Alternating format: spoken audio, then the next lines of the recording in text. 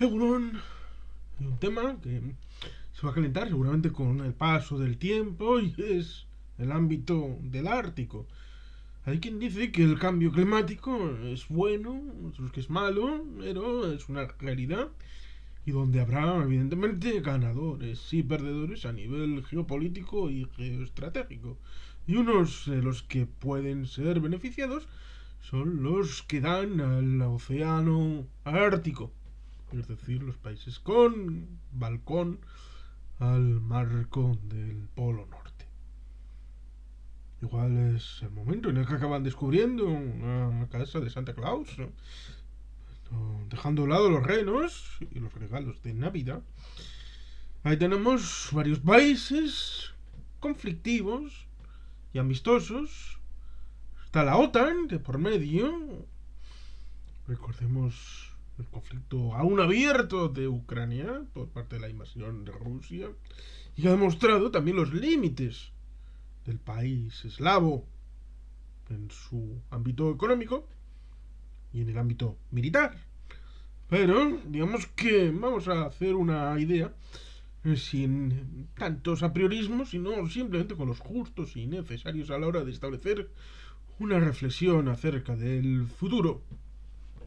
Evidentemente la versión más sencilla es el ámbito comercial, donde las rutas entre el futuro centro del mundo, el Pacífico y todos sus países comercialmente hablando potentes, podrán pasar un poco menos en la ruta de circunnavegar África o de cruzar el canal de Suez. Por lo tanto, ahí tenemos una ventaja competitiva en el tratar de emular ciertos viajes, como por ejemplo en el caso de América, en la búsqueda del paso del noroeste, en la idea de cruzar por el Polo Norte, no exactamente por el Polo Norte, pero sí por la ruta ártica, atravesando los ámbitos nórdicos, desde el ámbito de Japón, de China, de Singapur, lo cual también en parte eh, diluiría el tráfico intercontinental en el ámbito del Océano Índico. Pero bueno, eso tal vez sea unas consecuencias derivadas respecto al conflicto soterrado entre India, ya el país más poblado del mundo, y China, el país que aspira a la hegemonía, a pesar de que haya perdido la primacía en cuanto a población frente al coloso del subcontinente indio. Pero es eso, ahí tendríamos, viene siendo el Consejo Antártico, Ártico, no he dicho Antártico, el Consejo Ártico, el Consejo del Norte. Y los países estarían ahí incorporados, como es Canadá y Estados Unidos, en el ámbito de América, en el ámbito de Dinamarca, con Groenlandia, por ahí, está Islandia también, pero en menor medida. Sobre todo tendremos hablando de Noruega y de Dinamarca, en el caso de Europa. Y estaríamos hablando del caso de Rusia. Claro, tendríamos una situación mucho previa a todo lo que estamos viendo ahora, con aquella imposición de aquella bandera en el sur, norte, este, oeste. ¿En qué posición la hizo? Debajo del mar, como el cangrejo Sebastián, de la Sirenita. Sirenita que es danesa. Ojo, cuidado, hay que ponerse blanca, danesa. Luego te hace Disney una película y a veces puede pensarse, Hans Christian Andersen hizo aquel cuento y bueno, pues ahí está la estatua en Copenhague. Estaría la idea de que unilateralmente Rusia plante una bandera debajo del mar para decir esto es mío. Porque hay dudas acerca del límite donde se establece las aguas territoriales y la zona económica exclusiva, si es el ámbito desde la costa o desde donde termina la plataforma continental, porque en algunas zonas la plataforma continental termina abruptamente muy cerca de la costa y a partir de ahí hay una caída bastante pronunciada, pero parece que en el Ártico, en zonas de Rusia, hay una zona en donde la plataforma continental debajo de agua continúa bastante tiempo y entonces colisiona con las aspiraciones del otro lado como pueda ser, por ejemplo, Canadá. Y ahí es donde estaría el meollo de la cuestión, en donde hay 4 países que forman parte de la OTAN, ¿m? 2 forman parte de la Unión Europea. Claro, ahí tenemos el problema de Noruega. Noruega no está, y además Groenlandia salió de la Unión Europea, a pesar de que formalmente sigue siendo parte de Dinamarca. Por lo tanto, formalmente, en teoría, la Unión Europea no tiene mucho que decir en este asunto, más que como asunto tercero. Lo mismo que el estatus que tendría China, porque no es parte, sino beneficiario del comercio ártico con el deshielo. Por lo tanto, hay una puntualización importante. Pero sí sería exactamente eso, un tema de la OTAN, porque Groenlandia sigue siendo en ámbitos defensivos y de asuntos exteriores parte intrínseca del reino de Dinamarca.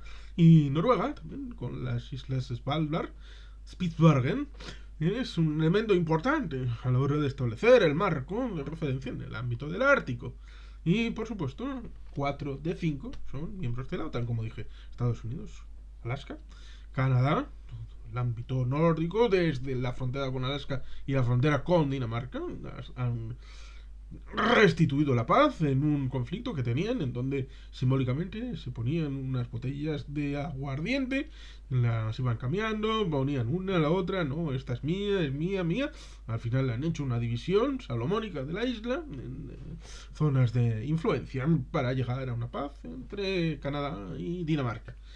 Tampoco llegó mucho más allá, pero por estas cosas hubo un conflictillo en la isla de Perejil. Por lo tanto, cuidado con las cosas, pueden escalar hasta puntos insospechados. Pero aquí está precisamente la sugerencia de un servidor para la reflexión y para, evidentemente, la paz en el mundo. Habíamos dicho alguna vez la idea de que Rusia está jugando con fuego y está advirtiendo con proyectos imperialistas la posibilidad de que le jueguen a ella, a la pasada, lo que ella está haciendo con Ucrania, con las mismas artes, con las mismas excusas, con las mismas fake news, con las mismas ideas imperialistas que pueden volverse. Recordemos que los maravillosos y geniales apologetas del régimen comunista chino, que de comunista tiene solamente el nombre, pero el ámbito de la propaganda la explotaron desde el momento inicial de la República Popular de China, hasta el punto de, como recuerda Fernando de Villanueva, cuando empezó el periplo de la República Popular de China, en Pekín se estableció un esquema y organización para la preparación de miles y miles de empleados, en donde estos serían el germen, el ente que sería el Ministerio de Propaganda, por llamarlo de una manera comprensible. Y esto evidentemente tuvo su repercusión durante muchos tiempos, la campaña de las 1000 flores y, bueno, un montón de asuntos que desembocan en cosas como la revolución cultural y todo aquello que tiene intrínsecamente un régimen que primero fue autoconsumido, es decir, consumieron en etapas muy rápido de lo que otros países comunistas, marxistas, leninistas habían ejecutado, para al final pues acabar abriéndose al capitalismo, a pesar de que el control férreo político lo lleve el Partido Comunista.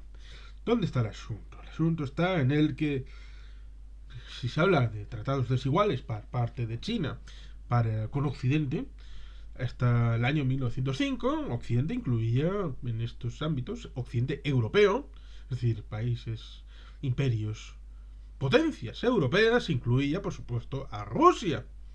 Una Rusia que curiosamente había sugerido la venta de Alaska al ducado de Liechtenstein. Imaginan ese bonito y bello país tan pequeñito en el centro de Europa, entre Suiza y Austria, que hubiera poseído el territorio de Alaska. Qué cosas más curiosas hubieran podido poner encima de la mesa la historia. Pero luego acabaron vendiéndose a los Estados Unidos de América, y ahí tenemos esa presencia en el Ártico de los Estados Unidos. Y en el ámbito de Rusia, pues tenemos esa derrota en las batallas en tierra y en la mar de 1905 frente a Japón, una potencia que estaba en plena expansión y que luego tuviera sus participaciones en la Primera y la Segunda Guerra Mundial. Cosa que, bueno, todavía se recuerda. Así pues, Rusia fue partícipe del despiece de China. Rusia hizo un tratado desigual de esos que China quiere revertir sin prisa. Ejemplo típico es eso, de la Revolución de los Claveles, 1974. Portugal quiere deshacerse completamente de todas sus colonias en África, Angola, Mozambique, quiere devolver Macao a China. Y los chinos les dicen no, simplemente reconoce que es soberanía de China y de momento quédatela.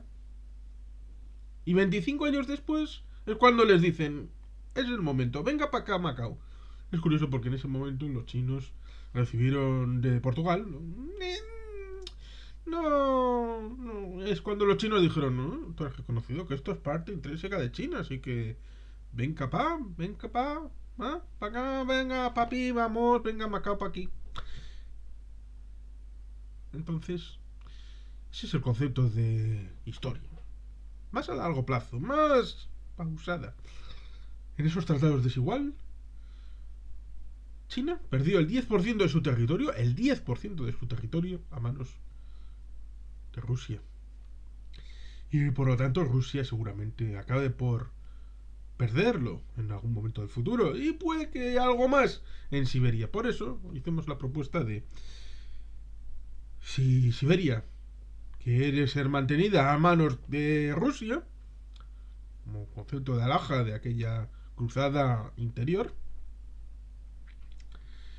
podía haber llegado a un acuerdo con la Unión Europea y con países que tuvieran problemas en cuanto a la población en paro, ¿eh?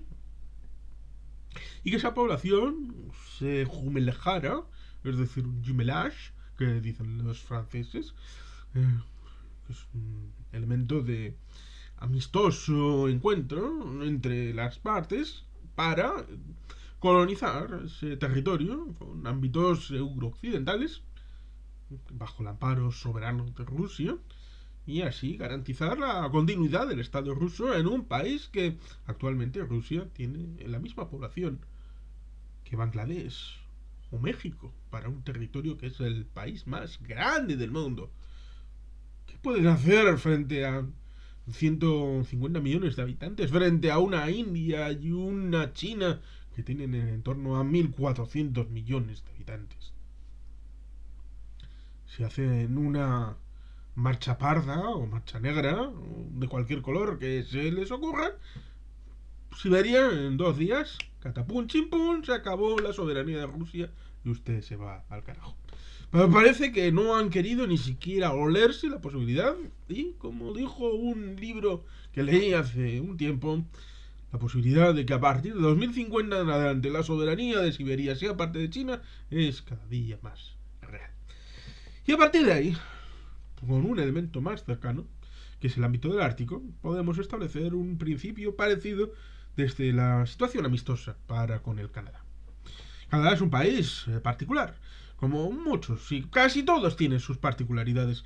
Canadá, evidentemente, es un país que está al norte, bastante al norte, tal vez hasta el punto de que con la situación de cambio climático le favorezca en cuanto a agricultura, ganadería, industria derivada de estos productos, pero evidentemente seguramente no se va a deshelar el espacio lo suficientemente rápido como para poder establecer ese vínculo. De momento ya han establecido una política migratoria bastante amable para la incorporación de nuevos elementos, con la diversidad étnica, cultural y todo esto, porque hasta el momento Canadá era una franja amplia de terreno pero cuya población en una mayoría inmensa estaba apegada a la frontera con los Estados Unidos, fundamentalmente en las zonas de Quebec, Montreal, Toronto, Ottawa, estas zonas, el espacio más próximo al ámbito de Nueva Inglaterra y de los Grandes Lagos.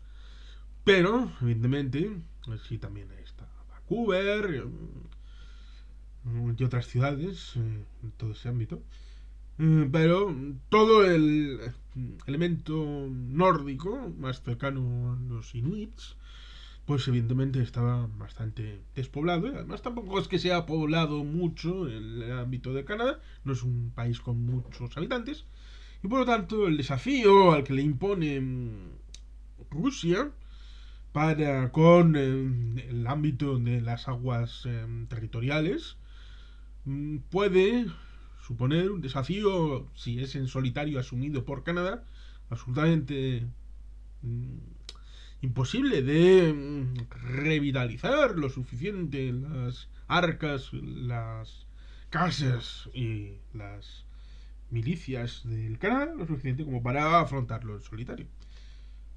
Por lo tanto, ahí estaría el asunto de, por un lado, los canadienses reconocer sus deficits, sus problemas en cuanto a la inversión estructural en todos los ámbitos, personas, militares, ¿m? Economía.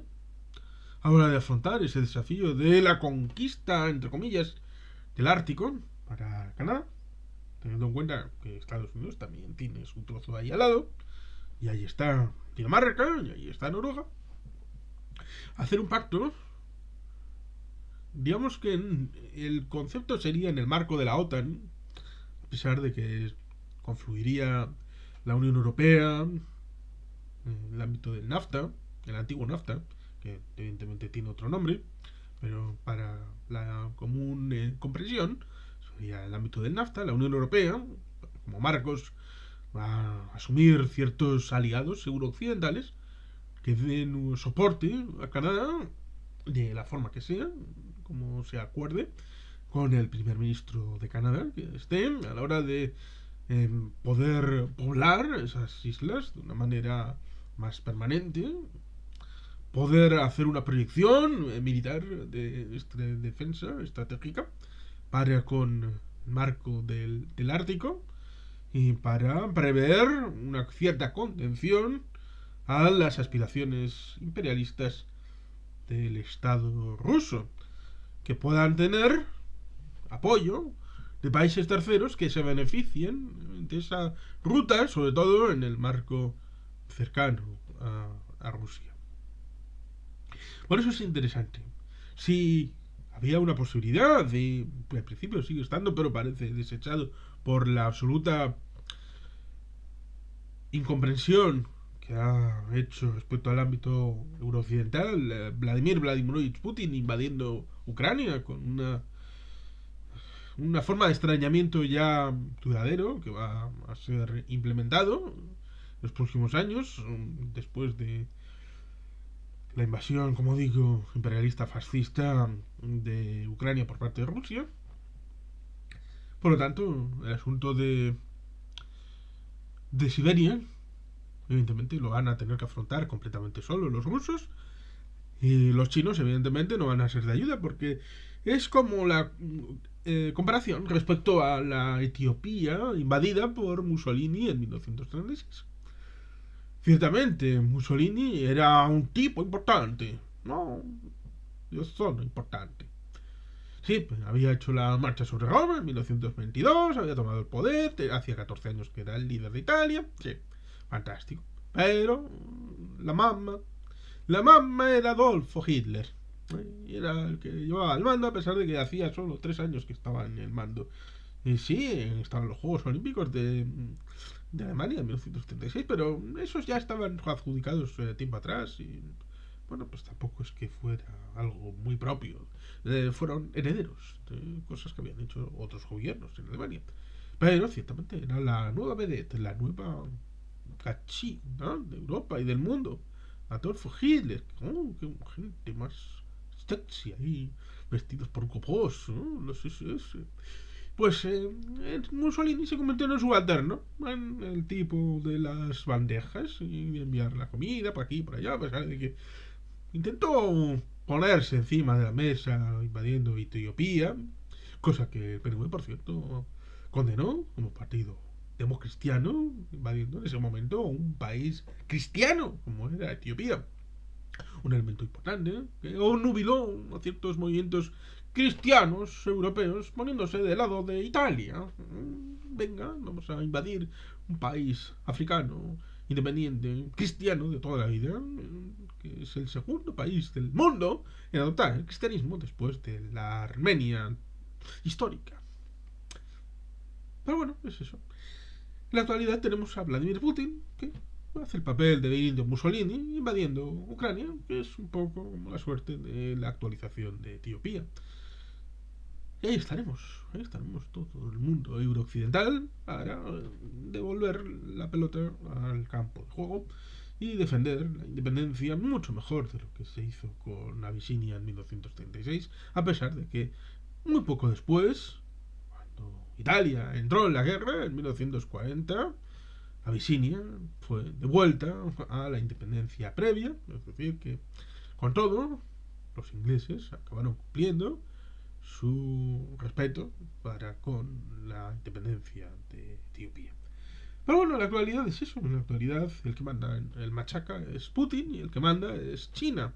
Y esto deberían de darse cuenta cuando luego progresivamente van a ir cayendo en ser el edecán, el mayordomo, aquel que lleva la bandeja con la comida para los nuevos amos, para los chinos. Y esto seguramente al pueblo de Rusia no le guste, pero acabarán por tragar porque habrá sido tan lentamente, tan regularmente hacia un fin que, bueno, pues, digamos que no habrán tenido posibilidad de oponerse. Pero bueno, estamos en el otro lado. Tenemos la posibilidad de un país democrático, un país al que sustentar, al que apoyar en este nuevo balcón de la geopolítica mundial, en este nuevo marco de aproximación a la realidad geoestratégica, esta oportunidad que brinda el cambio climático para juntos, porque juntos somos más fuertes, hacer un marco eurooccidental de apoyo, si, evidentemente si es solicitado por Canadá, que tendría que solicitarlo, evidentemente, pero hacer un pacto en el que en el ámbito económico, personal, militar, demos sustento a la soberanía del Canadá respecto a esa proyección geoestratégica en dirección hacia el polo para con la plataforma continental y la zona económica exclusiva del Canadá.